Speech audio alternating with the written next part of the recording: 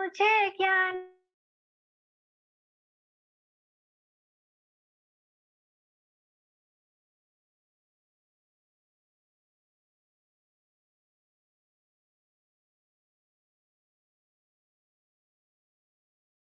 की प्यास, केवल आस, केवल दर्शन शुभ भावनाओं के साथ सभी को जय जिनेन्द्र। सिमंदर स्वामी की अनुज्ञा से, गुरुदेव की अनुज्ञा से, बड़ों की अनुज्ञा से नमो नानस्त। 25 बोल का अध्ययन हम कर रहे हैं। सभी होंगे ज्ञानार्जन करने के लिए, जिन्होंने नहीं की है प्लीज कर। ओके ठीक है। छठे बोले प्राण 10 तक के हम पढ़ चुके हैं पिछली क्लास में। आज हमारा सब्जेक्ट है 7वें बोले शरीर 5। ठीक, शरीर, शरीर किसे कहते हैं? शरीर का मतलब होता है बॉडी।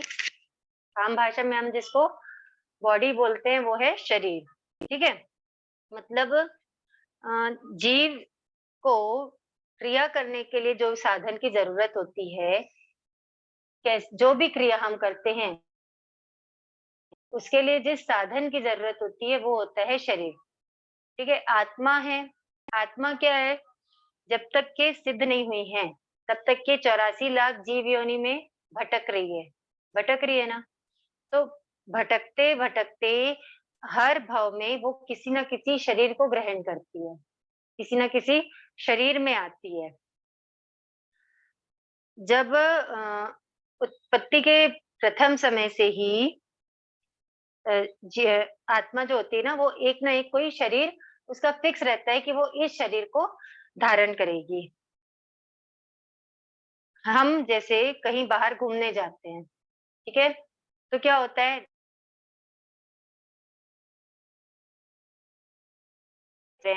लेकिन जब हमको विश्राम करना होता है, हमको रात कहीं स्पेंड करनी होती है, तो किसी होटल में, किसी रिसोर्ट में, किसी धर्मशाला में कहीं ना कहीं हम रुकते हैं ना, तो दैट टाइप ऑफ आत्मा भी क्या है, भटक रही है। स्टे करने के लिए शरीर की जरूरत होती है। ये आत्मा का निवास स्थान होता है शरीर। मतलब संसारी जीव जिसमें रह के अपने शुभ अशुभ कर्मों को भोगते हैं, जिसके द्वारा भौतिक सुख को भोगते हैं, ठीक है, जिससे हमको सुख दुख का अनुभव होता है, वो होता है शरीर। मतलब आत्मा का निवास स्थान। शरीर को भोगायतन भी बोलते हैं। भोगायतन मतलब भोगायतनम शरीरम, यानी जहाँ पे शरीर ने संज्ञाओं की पूर्ति करता है, भोग करता है, सॉरी मिच्छामिदुक्कड़म, जहाँ पे आत्मा अपनी संज्ञाओं की पूर्ति करती है ना, इच्छाओं का भोग करते हैं, जिसके माध्यम से वो होता है शरीर। ठीक है, भाव भ्रमण करती हुई आत्मा का स्टेशन होता है शरीर। आत्मा का परमानेंट जो स्टेशन कौन सा है? सिद्धशिला। सिद्धशिला कब पहुंचेंगे? जब 8 कर्मों से मुक्त होकर के मोक्ष में जाएंगे, तब हम सिद्धशिला में पहुंचेंगे। सिद्धशिला में पहुंचने से पहले, मुक्ति से पहले जब तक के भ्रमण कर रहे हैं, तो किसी ना किसी शरीर में आत्मा रहेगी। ठीक है ना? अब ये जो शरीर होते हैं ना, ये पांचों के पांचों शरीर क्या होते हैं? पुद्गल में होते हैं, है ना। पुद्गल यानी मटीरियल मान के चलो आप, जैसे पहले भी बताया मैंने, पुद्गल यानी मटीरियल। ठीक है, जब सिद्धशिला में पहुंचते हैं ना, तो इन पुद्गलों से छुटकारा मिल जाता है। वहां पे जीव क्या होता है? अशरीरी होता है। वहां पे कोई सा भी शरीर नहीं होता है सिद्धशिला में। लेकिन उसके पहले जब तक कि हम कर्मों से मुक्त नहीं हुए, तो कोई ना कोई सा शरीर जीव धारण करता रहता है। तो ये जो शरीर होते हैं, ये 5 टाइप के होते हैं। ठीक है, सब पुद्गलों से बने हुए हैं, लेकिन सबकी क्वालिटी क्या है? अलग अलग है। ठीक, तो ये जैसे औदारिक शरीर है जो औदारिक वर्गणा के पुद्गलों से बना है, वैक्री शरीर वैक्री वर्गणा के, तो ऐसे सब अलग अलग पुद्गलों से बने हुए हैं, और सबकी क्वालिटी अलग है। जैसे अलग अलग टाइप के घर बने होते हैं, है ना, कुछ सीमेंट से बने होते हैं, कुछ ग्लास से बने होते हैं, कुछ लकड़ी के बने होते हैं, कुछ घास-फूस के कच्चे मकान होते हैं। तो जैसे जिस जिस मटेरियल से बने होते हैं घर, उनकी वो क्वालिटी होती है। तो वैसे ही शरीर की भी क्या होता है, जिन पुद्गलों से बने होते हैं ना, उनकी वो अलग-अलग क्वालिटी होती है। ओके, तो सबकी क्वालिटी, सबकी विशेषताएँ क्या होती है, अलग-अलग होती है। हाँ, शरीर क्या होता है, जैसे एक के बाद एक जो शरीर हैं, वो सूक्ष्म से सूक्ष्म होते जाते हैं। लाइक कि औदारिक शरीर जो होता है ना, वो सबसे स्थूल होता है। सबसे पहला शरीर जो हम पढ़ेंगे, औदारिक शरीर, वो सबसे स्थूल होता है। देखिए,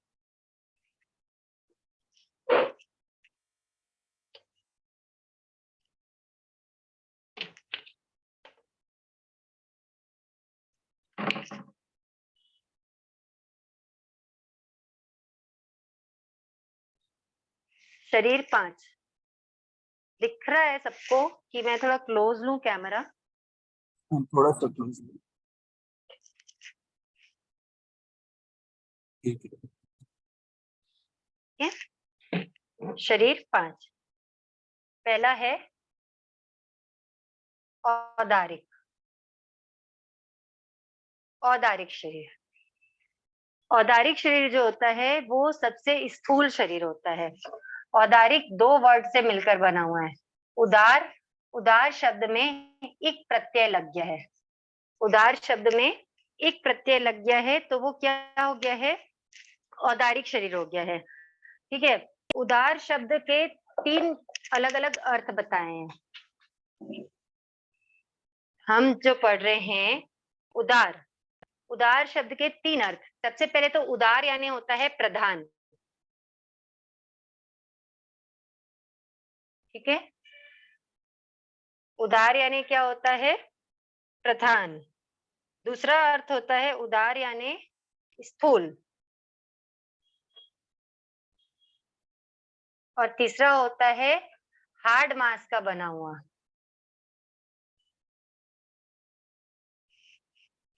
सबसे पहला क्या है? उदार यानी प्रधान, दूसरा है स्थूल, तीसरा है हार्ड मांस का बना हुआ जो शरीर होता है, वो होता है उदार। मतलब हार्ड मांस का बना हुआ को कहते हैं उदार।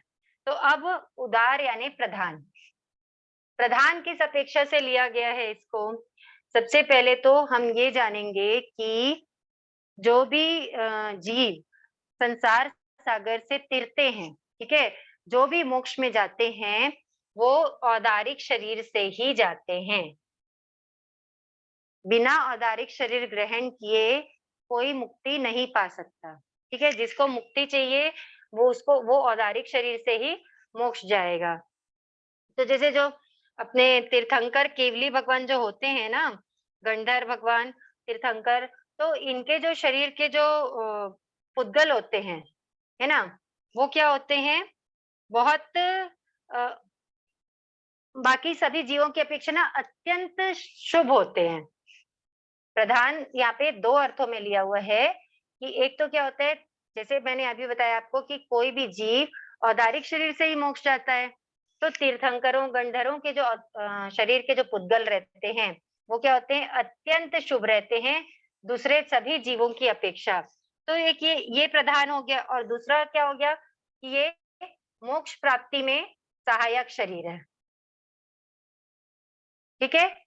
इस शरीर के बिना मोक्ष प्राप्ति संभव नहीं होती है। इस शरीर के अभाव में जीव मोक्ष प्राप्त नहीं कर सकता। इसी शरीर से साधना की जाती है। साधना करने के लिए कौन-सा शरीर ज़रूरी है हमको? औदारिक शरीर ज़रूरी है। ठीक है ना? तो इसी शरीर से साधना की जाती है। शरीर के योग्य साधना के योग्य यही शरीर है ना? तो ये प्रधान का अर्थ यहाँ पर क्या हो गया? एक तो जो अत्यंत शुभ और श्रेष्ठ जो इनके पुद्गल होते हैं, उस अपेक्षा से ये उदार उदार यानी प्रधान हो गया और दूसरा मोक्ष प्राप्ति में सहायक। औदारिक के अलावा कोई सा भी शरीर ऐसा नहीं है जो मोक्ष प्राप्ति में सहायक हो। ठीक है? अब दूसरा है स्थूल। स्थूल यानी हो गया कि जो जैसे भिंडी, ठीक है? आप सीधा एक एग्जांपल से समझिए, भिंडी, भिंडी क्या है? स्थूल है ना? भिंडी से आंवला आंवला क्या होता है? ठोस होता है ना?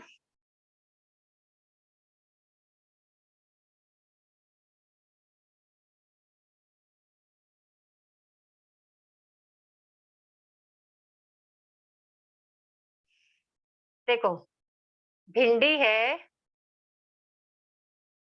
भिंडी ठोस है या आंवला ठोस है? क्या ठोस है? भिंडी से आंवला ज्यादा ठोस है ना? वैसे ही आंवला से ज्यादा ठोस क्या है? पत्थर है ना? तो वैसे ही क्या होता है, जो औदारिक शरीर है, ठीक है, औदारिक शरीर से ज्यादा ठोस या सूक्ष्म पुद्गल होते हैं दूसरे शरीरों के, ठीक है, वैक्री शरीर के, वैक्री शरीर से ज्यादा आहारक शरीर के, ऐसे सूक्ष्म से सूक्ष्मतर होते हुए सूक्ष्मतम हो जाते हैं। देखो, स्थूल यानी हो गया कि जो थोड़े बड़े हैं, है ना? स्थूल यानी बड़े हैं, फिर वो सूक्ष्म होते जा रहे हैं जो शरीर है वो। तो इस अपेक्षा से उदार यानी हो गया स्थूल, ठीक है। और तीसरा हो गया उदार यानी जो हार्ड मांस का बना हुआ है, जैसे हमारा शरीर है। हमारा शरीर क्या है? हार्ड मांस का बना हुआ है। एक औदारिक शरीर है जो हार्ड मांस, मतलब जो हम पढ़े थे ना कल, सप्त धातु, है ना? रस, रक्त, मांस, मेद, मज्जा, अस्थि और वीर्य, ये 7 धातुओं से बना हुआ ये शरीर है, औदारिक शरीर। तो ये 3 अर्थों में औदारिक शरीर बताया गया है। औदारिक शरीर, जो औदारिक शब्द बना है, उदार को इन 3 अर्थों में, उदार का समावेश इन 3 अर्थों में है, ठीक है? क्या होता है, जैसे जो मैं रक्त, मतलब सप्त धातु, सप्त धातु से जो शरीर निर्मित होता है ना, उसको बोलते हैं औदारिक शरीर। औदारिक शरीर हमारे सभी 5 शरीरों में सबसे ज्यादा स्थूल होता है, और उसके साथ साथ ये शरीर प्रधान होता है, क्योंकि ये शरीर मुक्ति में सहायक होता है ना? साधना में सहायक होता है। इस शरीर के बिना साधना हो सकती है क्या? नहीं हो सकती। देवता देवता साधना कर सकते हैं क्या? मोक्ष जा सकते हैं क्या? नहीं जा सकते ना। तो साधना में सहायक कौन सा शरीर है? औदारिक शरीर है। मोक्ष मोक्ष जाने में सहायक कौन सा शरीर है? औदारिक शरीर है। इसलिए ये शरीर क्या है? प्रधान है। तीर्थंकरों गंधर्वों का शरीर कौन सा होता है? औदारिक शरीर होता है ना? इसलिए ये शरीर प्रधान है। ये शरीर स्थूल है, और ये शरीर सप्त धातु का बना हुआ है। रक्त, मांस, रस, है ना, हड्डी, मज्जा, ये सब है इस शरीर में, ठीक है। तो ये शरीर जो क्योंकि सप्त धातु से बना हुआ है, इसलिए इस शरीर का क्या मतलब, ये शरीर क्या होता है? गलता है, सड़ता है ना? और छोटे से बड़ा होता है, धीरे-धीरे क्षीण भी होता है, और क्या बोलना चाहिए, बुढ़ापे का शिकार होता है। ये सब क्रियाएँ, ये सारी चीज़ें किसमें होती है? औदारिक शरीर में होती है, ठीक है? मनुष्यों में, पशु-पक्षियों में, जो भी हम जो शरीर हम हमें जिनका भी शरीर दिखाई देता है ना, चाहे वो वनस्पति हो, चाहे वो पृथ्वी हो, पानी हो, सब में सब जो भी हमको दिखाई देता है, जिनका भी शरीर, वो सब औदारिक शरीर है, ठीक है? चाहे वो एकेंद्रीय हो, बेंद्रीय हो, तेंद्रीय हो, चौरेंद्रीय हो, पंचेंद्रीय हो, जिनका शरीर हम देख सकते हैं, दैट इज़ औदारिक शरीर, ठीक है? तभी, चाहे पृथ्वी काय हो, चाहे अप काय हो, चाहे तेव काय हो, वायु काय देख सकते हैं क्या? हम वायु काय नहीं देख पाते हैं, लेकिन फिर भी वायु काय में शरीर होता है, औदारिक शरीर। ये बात अलग है कि वो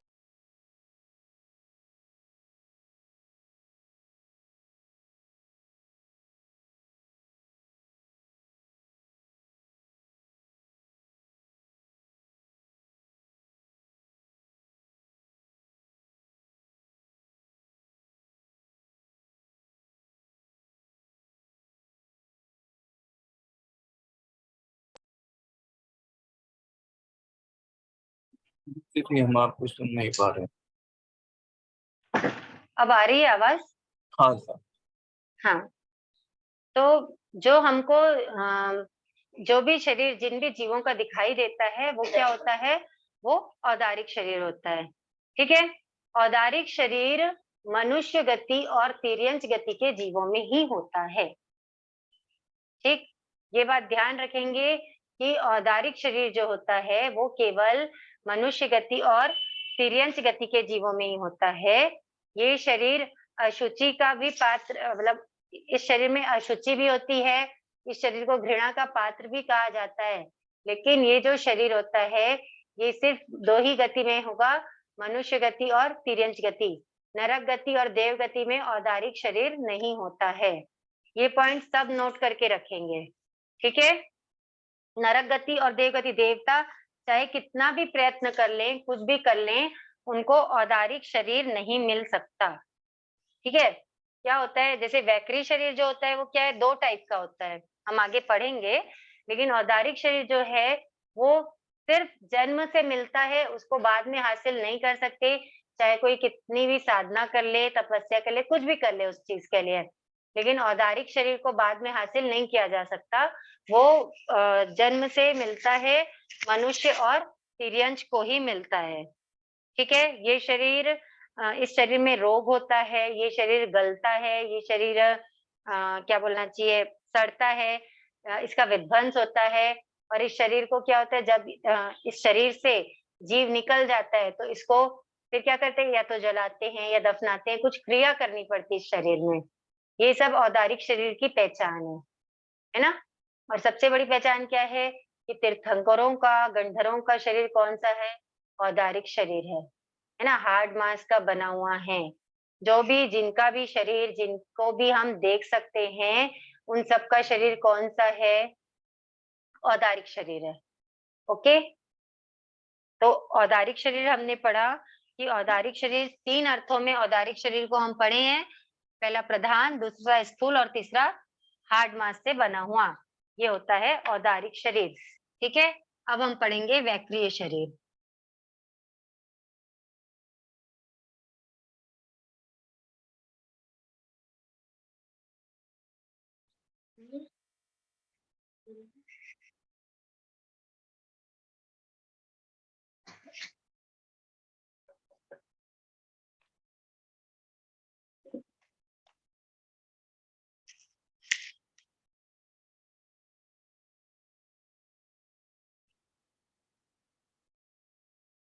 वैक्रिय,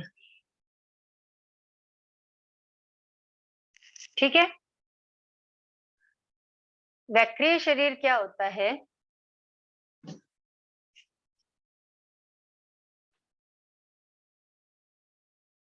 वैक्रिय शब्द बना है विक्रिया से। ठीक है, विक्रिया, वि मतलब विविध,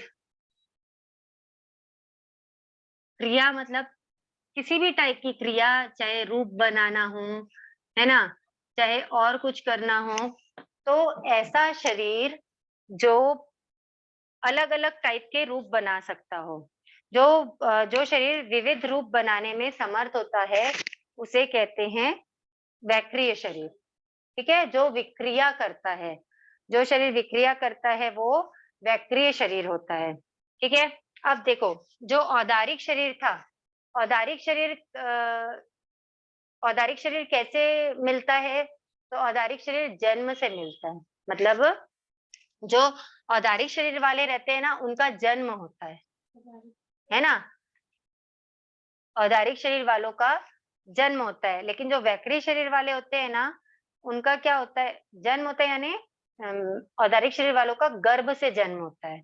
अच्छा, मतलब जैसे एक से दूसरा जन्म लेता है। ठीक है, औदारिक शरीर वाले एक से दूसरे जन्म लेते हैं। जन्म भी 2 प्रकार के होते हैं, जन्म 2 प्रकार के, एक गर्भ से जन्म लेना और एक होता है स्वतः जन्म लेना। ठीक है, तो गर्भ से जन्म लेना होता है, और दूसरा जो होता है ना, उसको बोलते हैं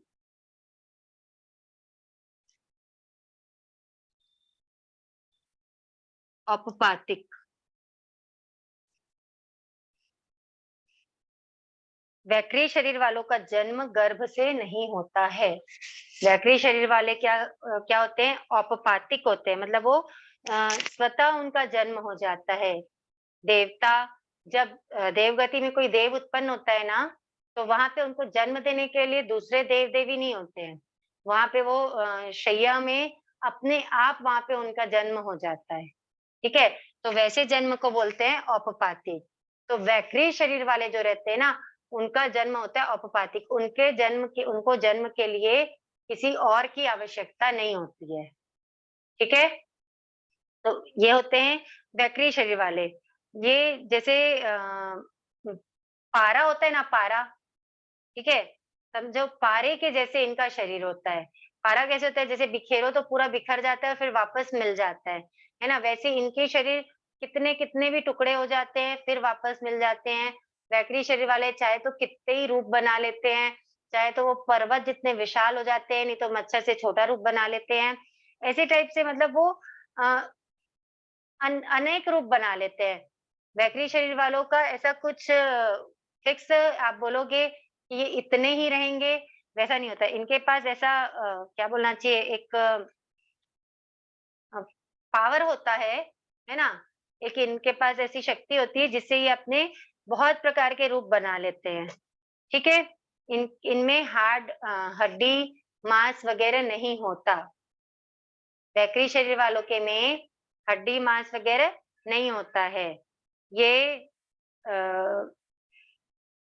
जहाँ चाहे, जैसे चाहें, वैसे रूप बनाते हैं, बड़े, छोटे, किसी भी तरीके के।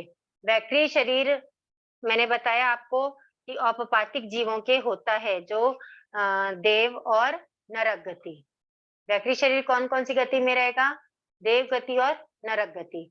उसके अलावा एक चीज़ और है जानने की, कि जैसे औदारिक शरीर मैंने आपको बताया कि वो किसी भी तरीके से दूसरे जीवों को नहीं प्राप्त हो सकता।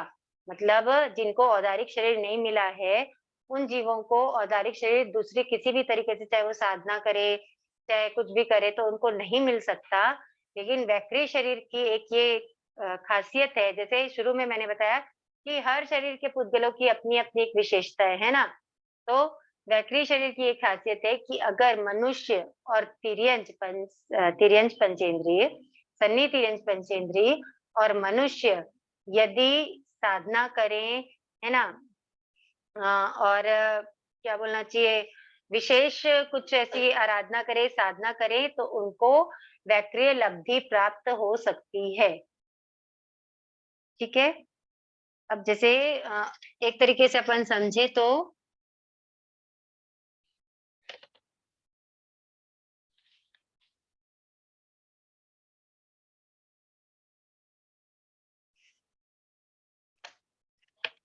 वैकृ शरीर जो है ना, वो 2 वैकृ शरीर के 2 भेद।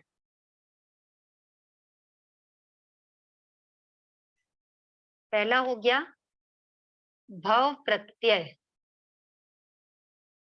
दूसरा हो गया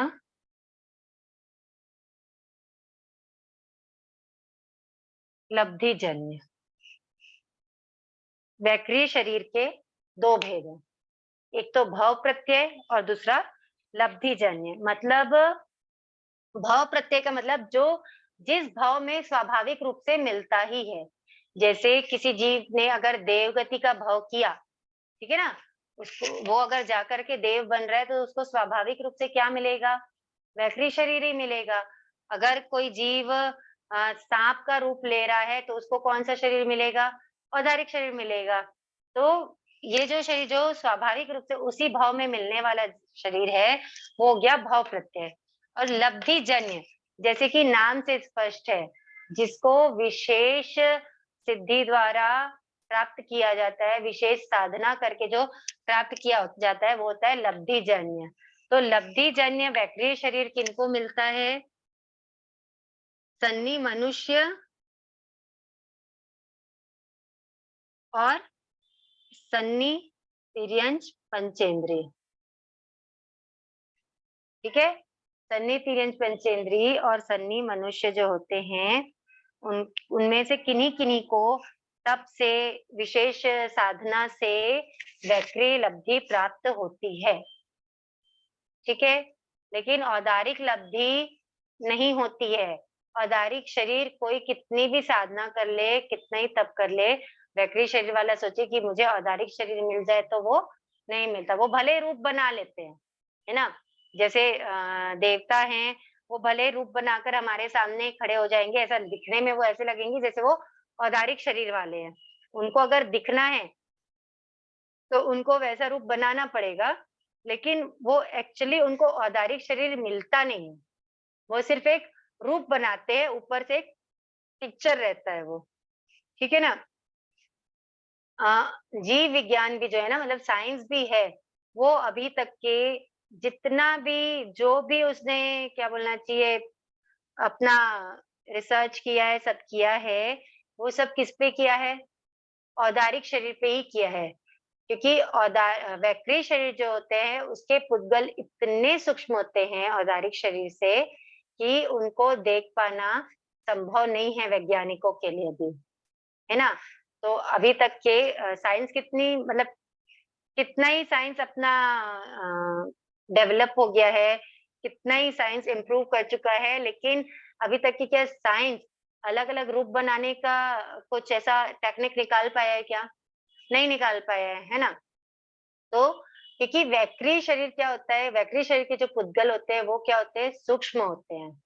औदारिक शरीर से असंख्यात गुना सूक्ष्म होते हैं, वैक्री शरीर के पुद्गल। इसलिए साइंस भी अभी तक के इस पे कोई काम नहीं कर पाया है। जो भी हुआ है वो क्योंकि औदारिक शरीर के पुद्गल स्थूल होते हैं, इसलिए औदारिक शरीर पे ही उसने काम किया अभी तक के। ठीक है? तो ये वैक्री शरीर क्या है? साइंस की पकड़ के बाहर है ना? और औदारिक शरीर क्या है? औदारिक शरीर स्थूल है, दिखाई दे देता है, इसलिए उसपे क्या हो जाता है? रिसर्च हो जाता है, एक्सपेरिमेंट हो जाता है, सब हो जाता है। ओके? तो ये हो गया औदारिक शरीर और दूसरा हो गया वैक्रिय शरीर। ठीक है? अब थर्ड अच्छा ये वैक्रिय शरीर किसमें होता है? मैंने बताया आपको नरक गति और देव गति के जीवों में। नारकी और देवता में कौन-सा शरीर पाया जाता है? वैक्रिय शरीर पाया जाता है। ठीक है? और मनुष्य और तिर्यंच में कौन-सा शरीर पाया जाता है? औदारिक शरीर पाया जाता है। ठीक है, अब देखेंगे एक चीज़ यहाँ पे पॉइंट है कि पृथ्वी काय में कौन-सा शरीर? औदारिक शरीर। अपकाय में कौन-सा शरीर? औदारिक शरीर। तेवकाय में औदारिक शरीर। वायुकाय में औदारिक और वैक्रिय दोनों शरीर होता है। ठीक है? वायुकाय में औदारिक और वैक्रिय दोनों शरीर होता है। ये पॉइंट्स आप ध्यान रखेंगे। वायुकाय को लब्धि की ज़रूरत नहीं है वैक्रिय शरीर पाने के लिए, उनमें भी स्वभावतः वैक्रिय शरीर भी होता है। ठीक है? अब ये वैक्रिय शरीर भी ना 2 टाइप का होता है। एक होता है एकदम शुभ पुद्गल से बना हुआ और दूसरा होता है अशुभ पुद्गल से बना हुआ। जैसे अ, जैसे कपूर मान लो आप, कपूर को क्या मानते हैं अपन? शुभ मानते हैं ना? तो जैसे कपूर हो गया तो शुभ पुद्गल से बना हुआ और फिनाइल हो गया तो वो अशुभ पुद्गल से बना हुआ। तो शुभ पुद्गल से बना हुआ वैक्री शरीर किनका होता है? देवताओं का होता है। शुभ पुद्गल से बना हुआ वैक्री शरीर देवता का होता है और अशुभ पुद्गल से बना हुआ वैक्री शरीर नरक गति के जीवों का होता है। ठीक है? अब ये हो गया औदारिक शरीर और वैक्रिय शरीर। ठीक है? अब एक चीज़ अपने को समझ में आ रही है कि औदारिक शरीर कितना भी कुछ भी हो तो अच्छा आप लोग बताएँगे मुझे, आंसर देंगे, औदारिक शरीर कितने गति के जीवों में होता है? और वैक्रिय शरीर कितने गति के जीवों में होगा? मतलब कितने गति के जीवों में हो सकता है औदारिक शरीर और कितने गति के जीवों में वैक्रिय शरीर हो सकता है? फटाफट आंसर दीजिए।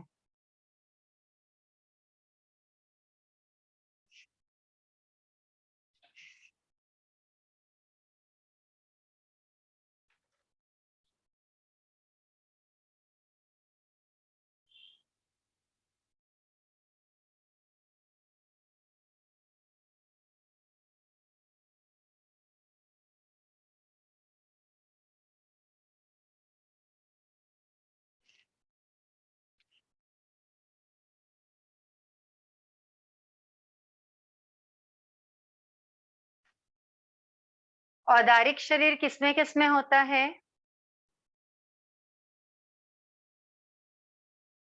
मनुष्य गति और तिर्यंच गति। ठीक है? औदारिक शरीर 2 गति के जीवों में होता है। ओके? अब वैक्रिय शरीर।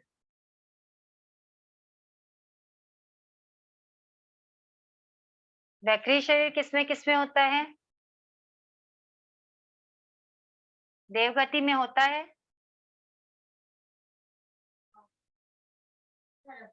नरक गति में होता है। ठीक है?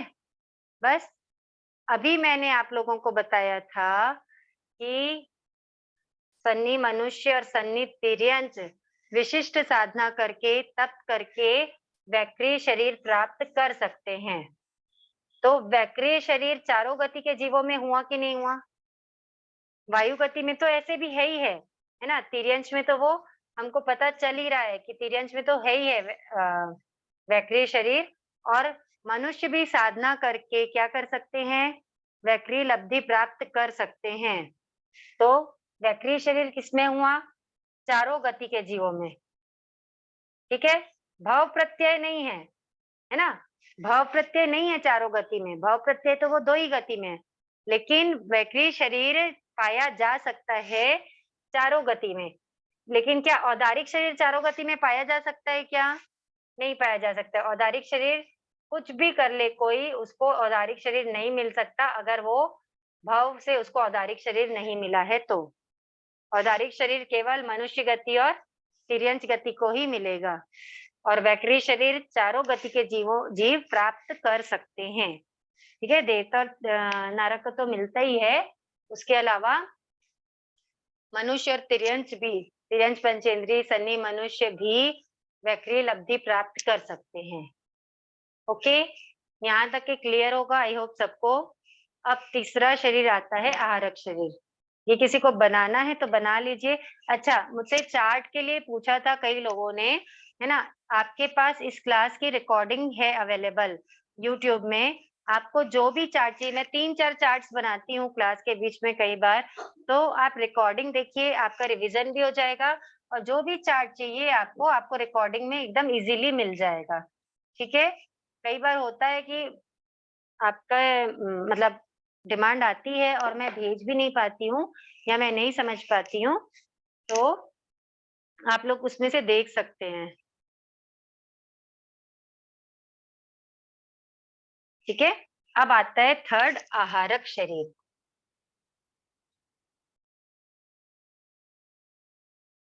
आहारक शरीर, इसका नाम क्या है? आहारक शरीर। लेकिन एकदम अच्छे से सुनना कि इस शरीर का आहार से संबंध नहीं है। हम जो आहार करते हैं उससे इस शरीर का कोई भी संबंध नहीं है। ठीक है? ये जो शरीर है ये विशिष्ट क्या बोलना चाहिए, ज्ञान वाले 14 पूर्वधारी, ठीक है, मतलब 14 पूर्वधारी जो साधु होते हैं, ये जो शरीर होता है ये चारों गति में केवल मनुष्य गति में ही पाया जाता है। सबसे पहले आप ये जानो कि ये जो शरीर है, इस शरीर को दूसरे किसी भी गति के जीव, ना कोई साधना, ना आराधना, ना तपस्या, किसी भी तरीके से बाकी किसी भी गति के जीव इसको प्राप्त नहीं कर सकते, चाहे वो तिर्यंच हो, चाहे देव हो, चाहे नरक हो। ये केवल मनुष्य गति में ही पाया जाएगा। और मनुष्य गति में भी ये किनको पाया जाएगा? 14 पूर्वधारी।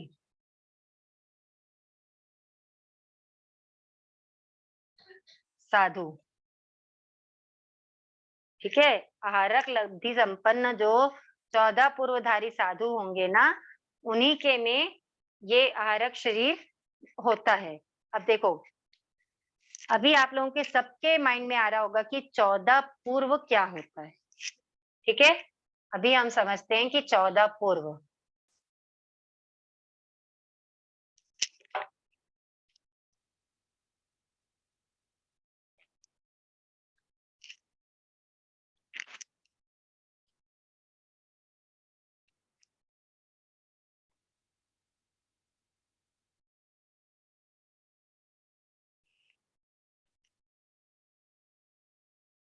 द्वादशांग पता है सबको?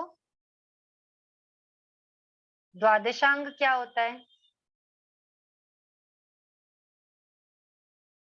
पुराने समय में ना, जिनको द्वादशांग का नॉलेज होता था ना, वो उपाध्याय होते थे। ठीक है?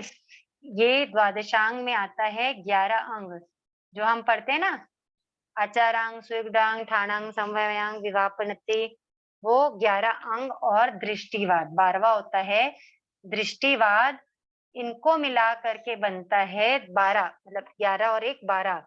द्वादश यानी होता है 12। संस्कृत में 12 को द्वादश बोलते हैं। तो द्वादश अंग मतलब ये जो 11 अंग है वो, और 12वां क्या हो गया? दृष्टिवाद। ठीक है? तो ये जो 12 अंग हैं, द्वादशांग हैं, तो दृष्टिवाद की तीसरी वस्तु, मतलब जैसे अपने अध्ययन वगैरह रहते हैं ना, दशवैकालिक सूत्र में और उत्तराध्ययन सूत्र में क्या रहता है? अध्ययन रहते हैं, पहला अध्ययन, दूसरा अध्ययन, तीसरा अध्ययन, है ना, जैसे पार्ट्स होते हैं। ठीक है? तो दृष्टिवाद में जो तीसरा पार्ट था, एक जनरल वे में समझने के लिए मैं आपको बता रही हूँ, तीसरी वस्तु जो थी, तीसरी वस्तु में पूरे 14 पूर्वों का समावेश था।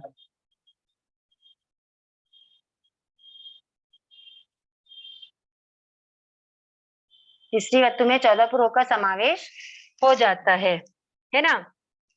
तो अभी 14 पूर्व यानी 11 अंक के बाद जो 12वां दृष्टिवाद है, उसका जो उसकी तीसरी वस्तु है, उसमें 14 पूर्वों का समावेश होता है। तो 14 पूर्व क्या होते हैं? पूर्व भी एक तरह के आप शास्त्री समझो, है ना? तो 14 पूर्व का ज्ञान होना चाहिए जिनको, जो साधु हैं, जिनको 14 पूर्वों का ज्ञान होना चाहिए। तो 14 पूर्वों का ज्ञान यानी कितना ज्ञान?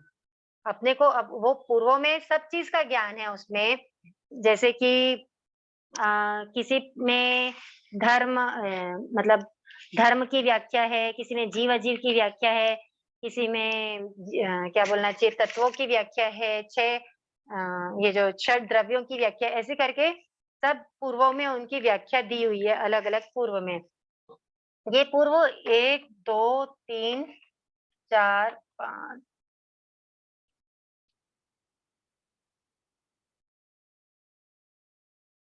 ठीक है, ये टोटल कितने हैं? 14 पूर्व हैं। ठीक है? अब देखो, ऐसा बोलते हैं कि पहले पूर्व को लिखने में, जो सबसे पहला पूर्व था ना, तो पहले पूर्व को लिखने में जितनी इंक लगती है ना, और पहले पूर्व को लिखने में जितनी इंक लगती थी, उतनी इंक, कितनी इंक लगती थी कि एक हाथी डूब जाए। हाथी कितना बड़ा होता है? हाथी कितना बड़ा होता है? उतनी इंक, एक हाथी डूब जाए उतनी इंक पहले पूर्व को लिखने में लगी। ठीक है? दूसरे पूर्व को लिखने में 2 हाथी डूब जाए, इतनी इंक लगी। ठीक? तीसरे पूर्व को लिखने में 4 हाथी, मतलब ये डबल डबल डबल होते जाएगा। फिर 8 हाथी, फिर 16 हाथी, फिर 32 हाथी, ऐसे करके ये डबल होते होते होते होते 14वें पूर्व को लिखने के लिए 8192, 8192 हाथी जितनी इंक लगी। ठीक है? अब आप सोचो कि इतने हाथी लगे हैं, तो कितना सारा उसमें ज्ञान रहा होगा।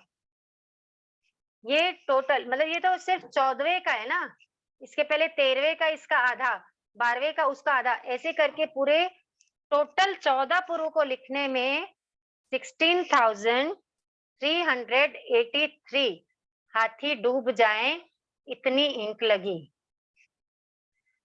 16,383 हाथी डूब जाएं, इतनी इंक लगी। तो मतलब 14 पूर्व, आप सोचो कि कितना कितना वास्ट नॉलेज है 14 पूर्व का, कि जिसमें इतनी इंक लगी है, और इतनी इंक लग के टोटल कितने पद बने हैं? तो 75 करोड़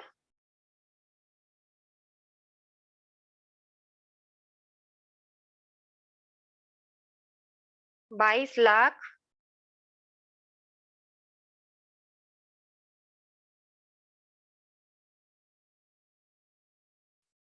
10,000 पद।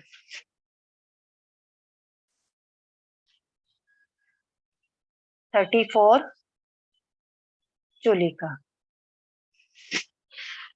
ठीक है, मतलब 14 पूर्व का ज्ञान मतलब 75 करोड़ 22 लाख 10,000 पद, यानी क्या बोलते हैं अपन, गाथा, है ना। इतने पदों का ज्ञान है और उसके साथ 34 चूलिका जो एक्स्ट्रा में जो उसमें एडेड होते हैं, तो इतनी चीजों का ज्ञान होता है, तब वो 14 पूर्वधारी मुनिराज होते हैं। 16,383 हाथी लगे, उतना नॉलेज, मतलब उतना लिखा हुआ चीज, उतना लिखा हुआ ज्ञान जिनको है 75 करोड़ 22 लाख 10,000 पद, इसको बोलते हैं। आज हमको उत्तराध्ययन सूत्र का कोई अध्ययन याद करना हो तो नहीं हो पाएगा, नहीं होता, नहीं चढ़ता, याद नहीं होता। कितनी सारी हमारी क्या बोलना चाहिए, रीजंस रहते कितने सारे ना, कि हमसे याद नहीं होता, हमारे दिमाग में नहीं चढ़ता। आप सोचो 75 करोड़ 22 लाख 10,000 पद के नॉलेज वाले जो मुनिराज रहते हैं, पद के नॉलेज वाले जो संत रहते थे, उनको कहते हैं विशेष 14 पूर्वधारी संत। ठीक है, अब 14 पूर्वधारी भी जो संत होते हैं ना, उनमें आहारक लब्धि संपन्न जो संत होते हैं, वो किसी 4 विशेष कारणों से आहारक शरीर का निर्माण करते हैं। आहारक शरीर क्या होता है? आहारक शरीर लगभग 1 हाथ का, मतलब या जैसे वो कम से कम में 1 हाथ से थोड़ा कम, और अगर पूर्ण उसकी हाइट अपन देखें तो 1 हाथ से ज्यादा की हाइट नहीं होती है। तो 1 हाथ का, लगभग 1 हाथ का स्फटिक रत्न के समान, स्फटिक होता है ना, स्फटिक के समान पारदर्शी, निर्मल, एकदम क्या बोलना चाहिए, शुभ पुद्गलों से, आहारक पुद्गलों से वो एक शरीर का निर्माण करते हैं। शरीर में वो दिखाई नहीं देता है, वो आत्मा के समान रहता है। 5 इंद्रियां और मन वाला एक शरीर होता है, जो विशेष 4 कारणों से जिसका निर्माण किया जाता है ना। वो हमको नहीं दिखाई देता, लेकिन वो शरीर बनाया जाता है। क्यों बनाया जाता है? उसके 4 कारण होते हैं। जैसे मैं आपको 4 कारण यहाँ पर लिख के बताऊंगी। तो वो 4 कारणों से जब आहारक लब्धि संपन्न 14 पुरुधारी मुनिराज उस शरीर का निर्माण करते हैं, तो वो शरीर कहलाता है आहारक शरीर। ठीक है, ये शरीर जो है ना, वो एकदम निर्मल होता है, एकदम स्वच्छ होता है, एकदम स्फटिक के समान होता है। ये शरीर जो 14 पूर्वधारी मुनिराज जो आहारक शरीर बनाते हैं, स्फटिक के समान निर्मल, पारदर्शी, बिल्कुल आत्मा के जैसे गति करता है। बहुत सूक्ष्म रहता है, बहुत सूक्ष्म, हवा से भी बहुत सूक्ष्म रहता है। अप्रतिहत उसकी गति होती है, मतलब कोई रोक नहीं सकता उसको, कुछ नहीं कर सकता। अपन पलक झपकते हैं ना, उसमें तो इतना समय निकल जाता है, वो फटाक से जाकर अपने पलक झपकते तक के आरक शरीर का निर्माण भी हो जाता है, और जिस प्रयोजन से आरक शरीर बनाया जाता है, वो प्रयोजन भी सिद्ध हो जाता है। ठीक है, आरक शरीर बनाने के 4 रीजन होते हैं।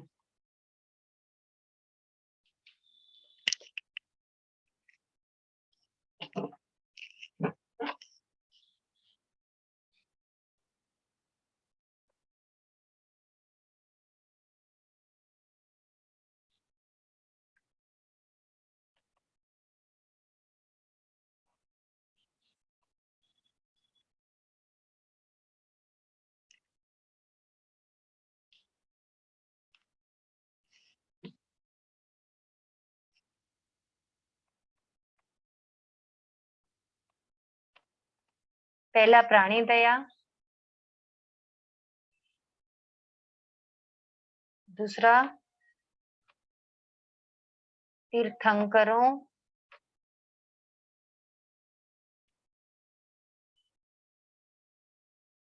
रिद्धि दर्शन के लिए, तीसरा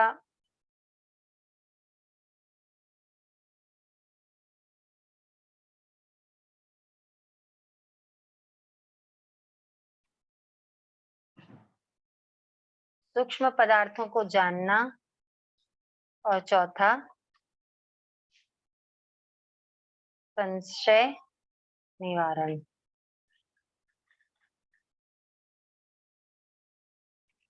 ये 4 कारणों से जो 14 पूर्वधारी लब्धि संपन्न मुनि होते हैं वो आरक शरीर का निर्माण करते हैं, है ना।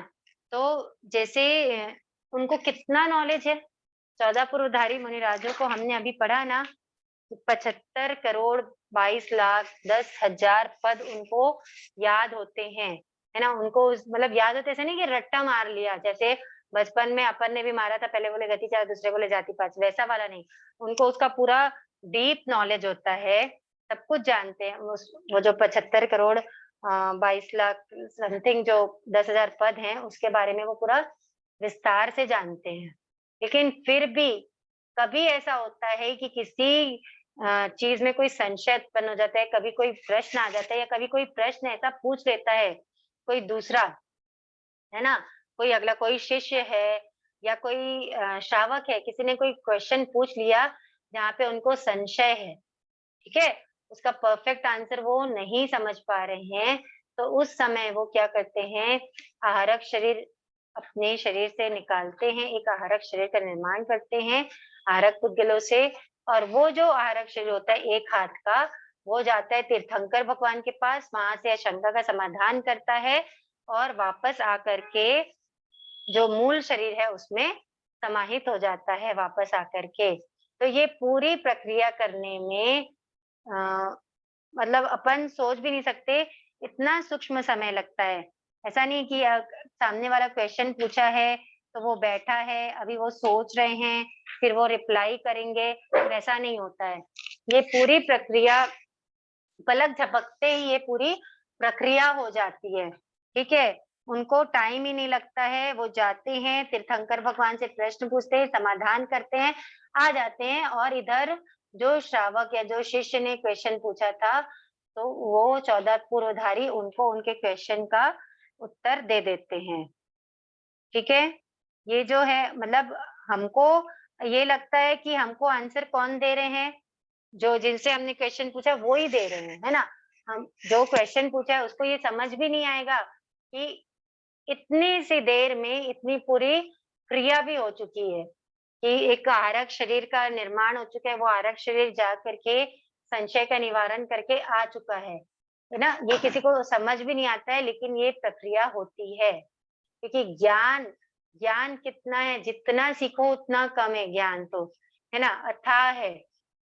जैसे अब मुझे भी कोई क्वेश्चन का आंसर अगर नहीं आता रहता तो मैं आपसे कहती हूँ ना, मैं समझ के बताऊंगी, मैं उपयोग लगाकर या पता करके बताऊंगी। तो वैसे ही हमारे पास तो कोई लब्धि नहीं है कि आपके पलक झपकते तक के मैं कहीं से पता करके या तीर्थंकरों से पूछ के आ सकूं। लेकिन जो 14 पुरुधारी मुनि रहते हैं उनके पास ये लब्धि होती है। टाइम बहुत ज्यादा हो गया है, यही चैप्टर हम लोग कल वापस और एक बार कर लेंगे। अब क्वेश्चन आंसर का सेशन स्टार्ट कर देते हैं। सॉरी, पढ़ाने के फ्लो में मेरा ध्यान ही नहीं गया, मिच्छामि दुक्कडम। टाइम में 5 मिनट 6 मिनट एक्स्ट्रा हो गए हैं। रोहित भैया क्वेश्चन आंसर्स का सेशन ले लीजिए, मिच्छामि दुक्कडम। मंजू जी कोठारी। जय जिनेन्द्र। जय जिनेन्द्र। औदारिक शरीर का आपने बताया कि औदारिक शरीर मनुष्य और तिर्यंच पे होता है, ठीक है ना। हाँ जी। तो हाँ। ये पृथ्वी का है, आपका है, तेऊ का है, वायु का है, इनके भी औदारिक शरीर होता है। हाँ जी, तो कैसे, मैंने उनके बताया हार्ड मांस तो है नहीं। नहीं, उनके हार्ड मांस नहीं है, है ना, लेकिन वो उदार पुद्गलों से बना हुआ है। मैंने 3 परिभाषा बताई ना औदारिक शरीर की।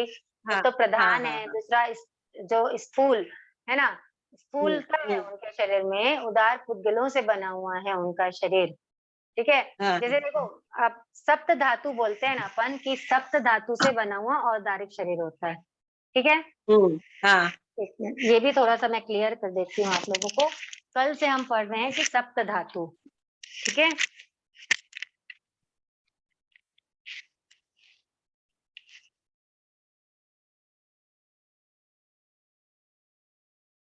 सप्त धातु। सप्त धातु क्या है? रस, रक्त, मेद, मज्जा,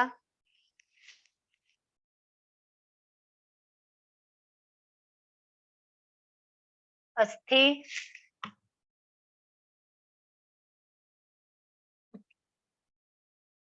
मांस और वीर्य। ठीक है, थोड़ा आगे पीछे हो गया। तो ये होती है सप्त धातु।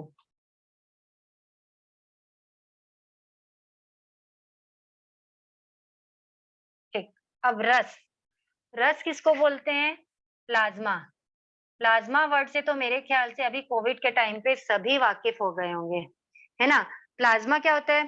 प्लाज्मा ना ब्लड से अलग, मतलब बाकी प्लाज्मा एक ना येलो टाइप का चमकीला सा एक पदार्थ होता है ब्लड में, जो बाकी के ब्लड से अलग होता है। ठीक है, प्लाज्मा में पानी होता है, प्लाज्मा में क्या बोलना चाहिए, एंजाइम्स होते हैं, जो हमारे जो न्यूट्रिएंट्स होते हैं ना, पोषक तत्व, हमारे हार्मोन्स होते हैं, है ना, उनको या प्रोटीन्स को शरीर के बाकी हिस्सों तक पहुंचाते हैं। ब्लड में ही रहता है, लेकिन ये ब्लड के बाकी चीजों से अलग होता है। वो प्रोटीन्स वगैरह को या हार्मोन्स को वहां तक पहुंचाते हैं शरीर में, जहाँ पे जिन अंगों को इसकी जरूरत होती है। ठीक है, तो ये हो गया प्लाज्मा। रक्त सबको पता है, ब्लड, है ना। मेद, मेद यानी होता है फैट, जिसको अपन हिंदी में वसा बोलते हैं। ठीक है, मेद यानी फैट, जिसको हम वसा बोलते हैं। मज्जा, मज्जा इज बोन मैरो।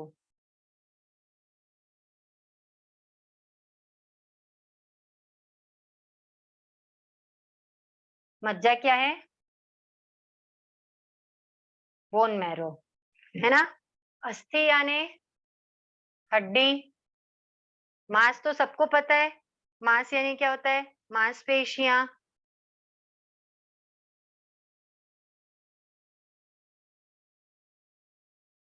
और सेवेंथ है वीर्य। वीर्य यानी रिप्रोडक्टिव टिश्यू।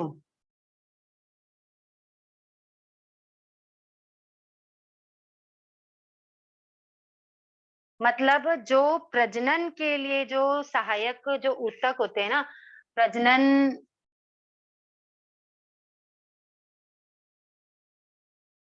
प्रजनन संबंधी जो टिश्यू होते हैं या ऊतक होते हैं, उनको बोलते हैं वीर्य।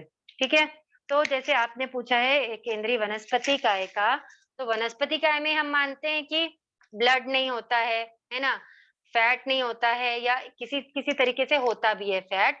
ठीक है, लेकिन बाकी कुछ नहीं, तो वीर्य तो होता है, मतलब उनके में भी रिप्रोडक्टिव टिश्यूज होते हैं। वीर्य एकदम पर्टिकुलरली वीर्य नहीं बोलेंगे तो भी हम, वो भी क्या रिप्रोडक्शन करते हैं ना। बीज से प्लांट उगता है, प्लांट में फिर फल लगते हैं, फल के अंदर फिर बीज होता है, फिर उस बीज से वापस प्लांट उगता है, तो रिप्रोडक्शन तो हो रहा है। ठीक है ना, तो किसी ना किसी रूप में कहीं ना कहीं औदारिक शरीर की उसमें विद्यमानता हमको दिख जाती है कि औदारिक शरीर है। और सबसे मेन है, जो भी शरीर हमको दिखाई दे रहे हैं यहाँ पे, है ना, हमारे आसपास, हमारे चारों तरफ या दूर, जो भी शरीर हम देख सकते हैं वो होता है औदारिक शरीर। तो वनस्पति को हम देख सकते हैं ना, वो है औदारिक शरीर।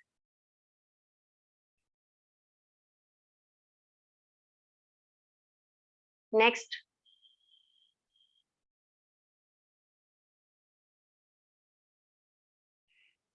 मंगला दी।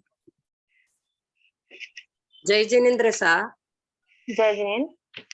वो आपने बताया प्राणी दया के लिए आहार शरीर बनाते, वो समझा नहीं। वो प्राणी दया के लिए मतलब, अब जैसे आरक शरीर बनाने के 4 रीजन है। प्राणी दया मतलब जहाँ प्राणी मात्र की दया का कहीं पे कोई प्रसंग उत्पन्न होता है, तो उसके लिए आरक शरीर बनाते हैं, यानी ऐसा कैसे है। क्या? एग्जाम्पल। यानी एग्जाम्पल प्राणी दया,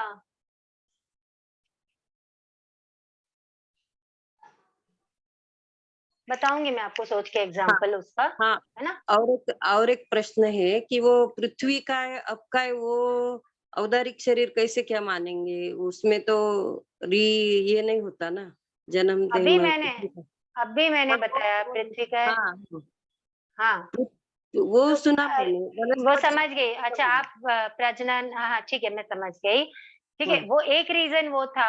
एक रीजन मैंने बताया ना, जो भी स्थूल पुद्गलों से बना हुआ है, जो आंखों को दिखाई देता हाँ हाँ है ना, तो वो हाँ क्या है, औदारिक शरीर है। ठीक है, जय जिनेन्द्र। हाँ वो ही मुझे वो पूछना था, पृथ्वी का है, ओके, आपका देव का है, कैसे क्या हो सकता है उसमें ये प्रजनन यानी नहीं होता रिप्रोडक्शन है। नहीं होता है, हाँ। हाँ हाँ लेकिन वो आंखों से दिखाई दे रहा है, वो स्थूल हाँ पुद्गलों से बना हुआ है, उदार पुद्गलों से, वो औदारिक शरीर है।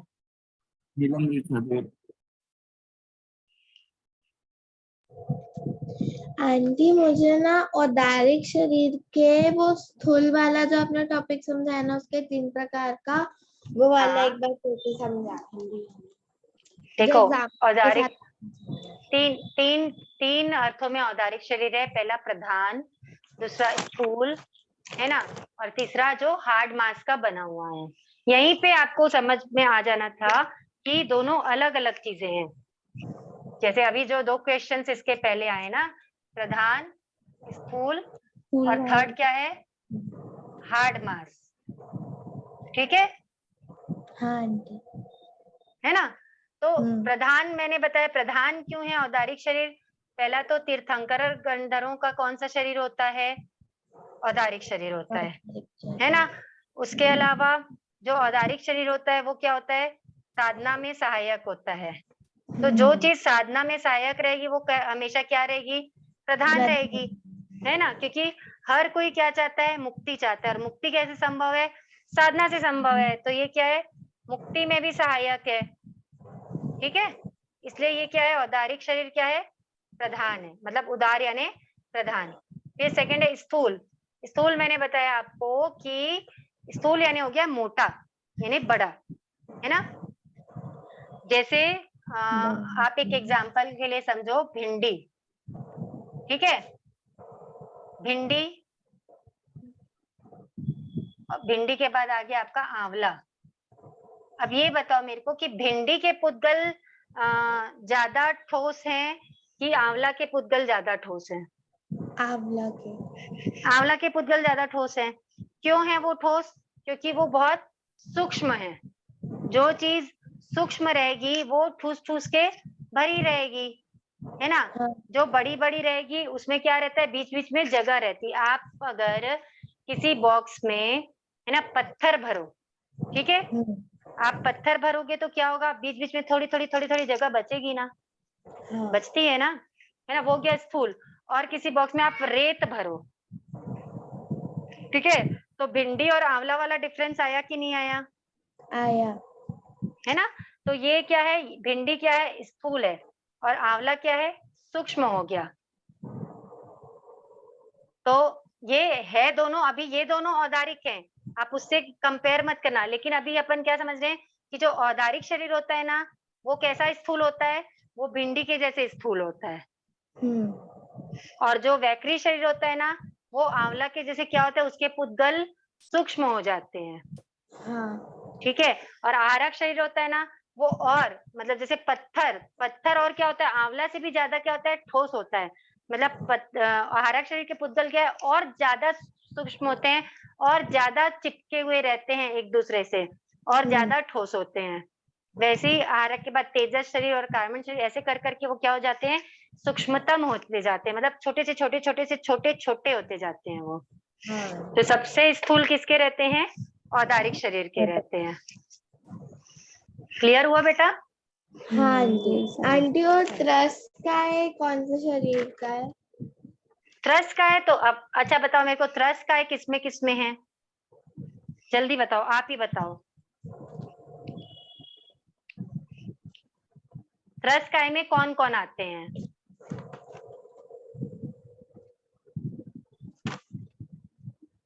आप त्रस काय में आते हो?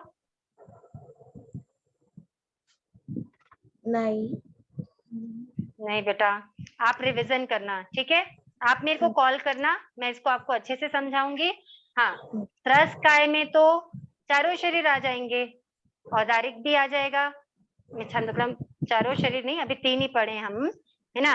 औदारिक भी आ जाएगा, वैखरी भी आ जाएगा और आहारक भी आ जाएगा, क्योंकि औदारिक किसको होता है, मनुष्य और तिर्यंश को होता है, तो मनुष्य और तिर्यंश तो त्रस्काय होते हैं, है ना। वैखरी भी किसको होता है, नारकी देवता को होता है, तो नारकी देवता भी क्या होते हैं, पंचेंद्रिय होते हैं, त्रस्काय होते हैं।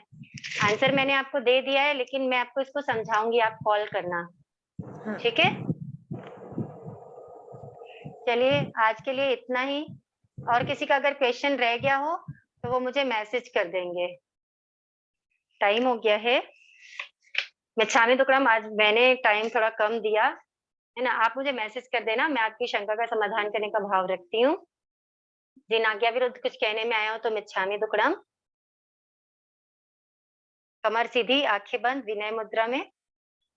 अहो गुरुवर कृपा करी, दीन ज्ञान की दान, भव भव में ना भूलेंगे, आपका उपकार ओ गुरु सा, आपका उपकार, अविनय जो हो गया उसको माफ करो,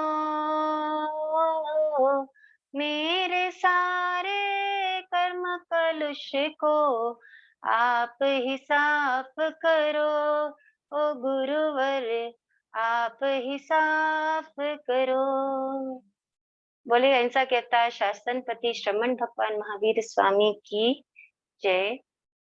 आचार्य प्रवर 1008 श्री विजयराज जी महाराज साहब की जय। सभी संयमशील चरित्रात्माओं की